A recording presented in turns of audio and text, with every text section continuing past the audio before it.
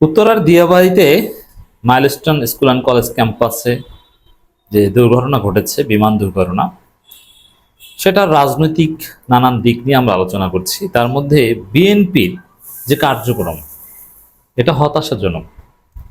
বিএনপির উপর আস্থা রাখা যায় না। বিএনপির কার্যক্রম নিয়ে নানা সন্দেহ সংশয় আছে।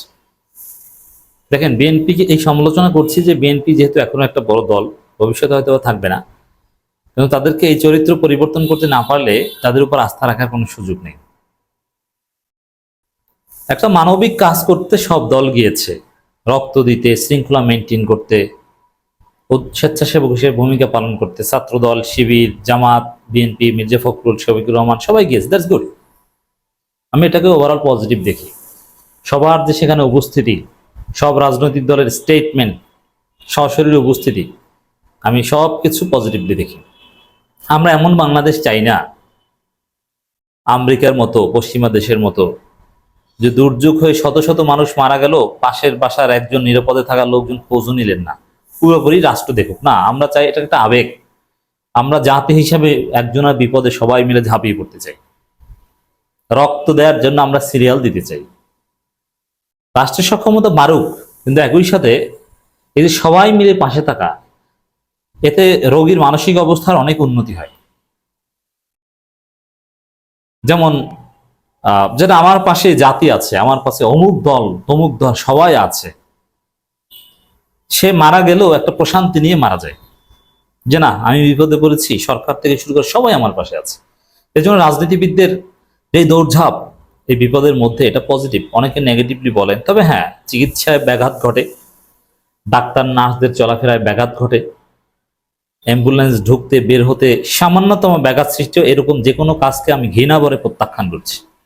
এগুলোর বাইরে যা, এবং কেউ যদি ফুটেজ খুরি করতে যায়, এটারও ঘৃণা ভরে প্রত্যাখ্যান করছে। কিন্তু এমনিতে যাবে, দেখতে যাবে, ভিজিট করবে, সমন্বয় করার চেষ্টা করবে, কত ডাক্তার লাগবে, কত নার্স লাগবে, কত টাকা লাগবে। যেমন আমিরে জামাত যেটা করেছেন,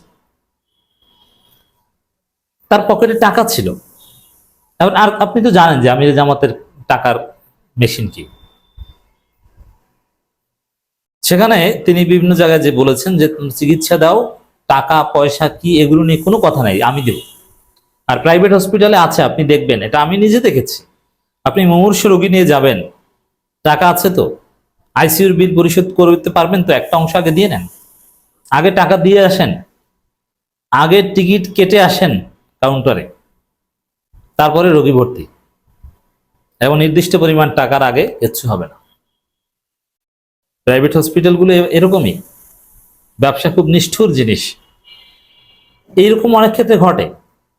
আবার অন্য মুমূর্ষু রোগীকে বাদ দিয়ে আপনি এই রোগীকে বাঁচাতে আসবেন, এটাও তো ঠিক না। এই জন্য আমিরে জামাতের হাতে নার্স, ডাক্তার, এই অক্সিলারি ফোর্স লাগবে কিনা সেগুলো আছে, টাকা পয়সার সব গ্যারান্টি দিয়ে এসেছেন, এটা আমি দিব, তুমি যত পারো চিকিৎসা করো, রক্ত লাগবে আমি দিব, আমার লোকজন দিবে। এভাবে যদি কেউ মানবিক কাজ করতে যায়, মির্জা ফখরুল যে যদি এরকম বলে থাকেন, তাহলে ঠিক আছে। কিন্তু বিএনপির সমস্যাটা কোথায় দেখেন, বিএনপির উপর আস্থা রাখবো কিভাবে? বিএনপি কোনো কাজ তারেক রহমানের নির্দেশ ছাড়া করতে পারে না।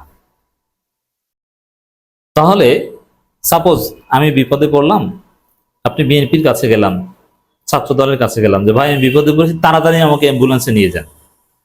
ওরা তখন বলবে যে তারেক রহমান নির্দেশ আছে কিনা, অথবা তারেক রহমানকে ফোন দিবে যে ভাইয়া আপনার নির্দেশ কি আছে, তাকে কি নিয়ে যেতে পারি? দেখেন, এই জন্য যেখানে যে কাজ করতে চায় তারেক রহমান নির্দেশ। কেন ভাই? আপনার কোনো মানবিকতা নাই, আপনার নিজস্বতা বলতে কিছু নাই, আপনি বিপদে ঝাঁপিয়ে পড়বেন, এতে তারেক রহমান নির্দেশ লাগবে কেন? তো আপনি যদি কারো নির্দেশে ঝাঁপিয়ে পড়েন, তাহলে বুঝতে হবে তার নির্দেশ ছাড়া আপনি আর কিছু করতে পারবেন না, আপনার উপর আস্থা রাখা যায় না। আপনি নিজে যদি ইন্ডিপেন্ডেন্ট না হন, আপনার উপর আস্থা রাখা যায় না। এই জন্য এই যে বিপদ আপদে অ্যাম্বুলেন্স সেবা হোক, আর রক্ত দেওয়া হোক, আর চিকিৎসা সেবা, বিএনপির উপর কেউ আস্থা রাখেন না। বিপদে পড়বেন কিভাবে? মাঝপথে আপনাকে ছেড়ে চলে যাবে, এবং এরকম ঘটেছে। শহীদ পরিবারের কাছে গিয়েছে, ফটো সেশন করে কিছু টাকা পয়সা দিয়ে, আর কোনো খোঁজ নাই। কারণ তারা নিজেরা ইন্ডিপেন্ডেন্টলি কোনো কাজ করে না, তারা কাজ করে তারেক রহমান নির্দেশ। এখন তারেক রহমান তো সব নির্দেশ দিতে পারেন না, একজন মানুষ তো আর, তারেক রহমান এমনিতেই পালাতক, সেখানে তো আর সবকিছু তিনি বলতে পারেন না। আর সবকিছু তার পক্ষে তদারকি করা দূর থেকে সম্ভব নয়। এজন্য আংশিক কাজ করে ওরা চলে যায়। এই জন্য বলবো, বিএনপির প্রতি যদি আপনি বিপদও আস্থা রাখেন, আপনি বিপদে পড়বেন, মাঝ পথে চলে যাবে। এজন্য হেল্প হোক, যে কোনো হেল্প জামাত শিবিরের কাছে চান। আপনি যদি হসপিটালে 1 মাস চিকিৎসা করে মারা যান, আপনার কবরের উপরে মাটি দেওয়া এবং মাটির চারপাশে যে বেড়া দেওয়া, ওটাও কমপ্লিট করে আসবে, আপনাকে মাঝপথে ছেড়ে আসবে না। আপনার লাশ বাড়ি নেওয়া, প্রয়োজনে কাফনের কাপড় কেনা, গোসল করানো, সব দায়িত্ব নেবে। এই কথাটা কেন?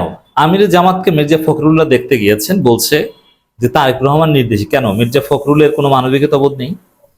মঈন খানের কোনো মানবিকতা বোধ নেই? তারেক রহমান নির্দেশে যেতে হবে কেন? আপনি বলেন যে তারেক রহমানও আপনাকে সালাম জানিয়েছে, তিনিও খোঁজ নিয়েছেন, তিনি জানতে চেয়েছেন কেমন আছেন আপনি, দ্যাটস ইট। ম্যাডাম জানতে চেয়েছেন আপনি কেমন আছেন, ম্যাডাম আপনাকে সালাম দিয়েছে, এভাবে বলবে তারেক রহমান নির্দেশে দেখতে এসেছি। এর মানে আপনি কি পিয়ন? আপনার কোনো ইন্ডিপেন্ডেন্স নেই। তো এইগুলো খুব আপত্তিকর, বিএনপির উপর আস্থা রাখা যায় না।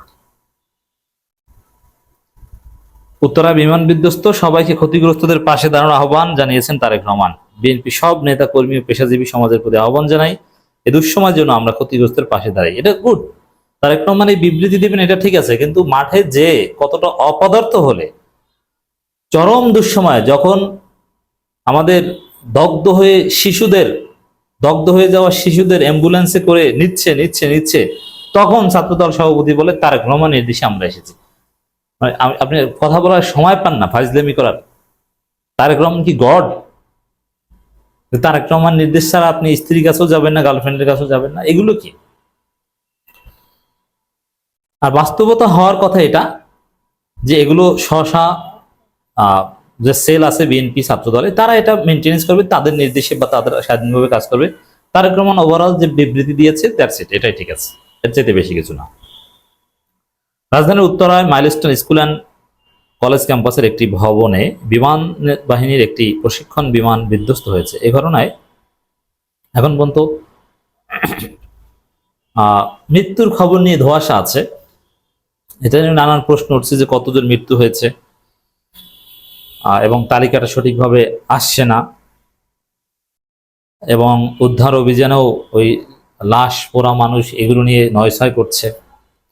মানে একটা পারসেপশন তৈরি হয়েছে যে ধামাচাপা দেওয়ার চেষ্টা হচ্ছে। না, আসলে এগুলো আমাদের ভুল ধারণা, ধামাচাপা দেওয়া সম্ভব না। সবার চোখের সামনে ঘটনা, কতজন শিশু কি রেজিস্টার্ড খাতায় ছিল, কতজন বাড়ি গেছে হসপিটালে, এটা কয়েক ঘন্টার মধ্যেই বের হয়ে যাবে, বা 1-2 দিনের মধ্যেই সব হিসাব এমনিতেই চলে আসবে। তাতে লাশ পাওয়া যাক আর না যাক, কোনো লাশ যদি সাপোজ ওখানে যদি 50টা লাশ পুরো একদম জলীয় বাষ্প হয়ে যায়, তারপরও কতজন মারা গেছে এর হিসাব বের হয়ে যাবে। কারণ ওখানে সবাই ভালো ফ্যামিলির ছেলে, তারা এতিম না। তা কারা এসেছিল স্কুলে, কারা ফিরে যায়নি, কারা হসপিটালে ভর্তি হয়েছে, এটা তো সব হিসাব বের হয়ে যাবে। লাশ মৃত্যুর সংখ্যা গোপন করা কি সম্ভব? এটা ফাও কথা, অতএব খুব ধারণা করবেন না।